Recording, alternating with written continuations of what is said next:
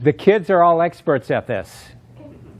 But one of the concepts that we tried to ingrain in their minds is that it's not the best idea to be thinking all the time. Right? We're trying to tell people that people who have to think all the time aren't the brightest. Because think about this, if you're thinking all the time, right, you really can't see into the future. Let me give you the simple example. Whenever you're an expert of anything, you can do several things. The first thing is, if you're an expert in whatever you do, it seems simple to you. Can you all agree to that? When it's simple to you, do you have to think more or think less about it? Less. For example, if I run 100 tests of releasing this water bottle, what % of the time is it going to stay right there after I release it? It's not. It's 0. If you had to think about that, then we need another conversation here. But if it's simple to you, you're an expert, you think less about it. But there's something else that you can now do. Before I even run the 100 tests, you can actually predict that every time when I release it, the bottle will fall. And it'll be on the floor.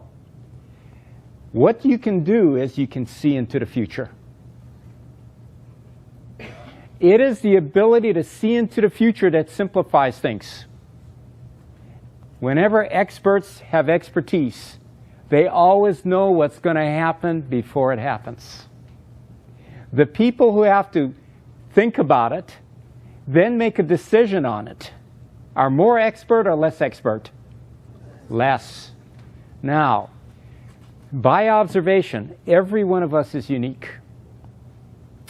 We are unique, which means we have a certain capability to know everything. No, to know something in a very narrow area.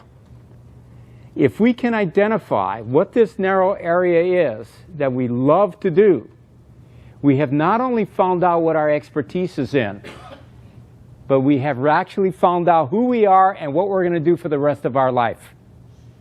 So whenever I talk to kids, I tell them there are 3 basic things that they have to keep in their mind about what they should do in the future. The first is, they need to do something that they love doing.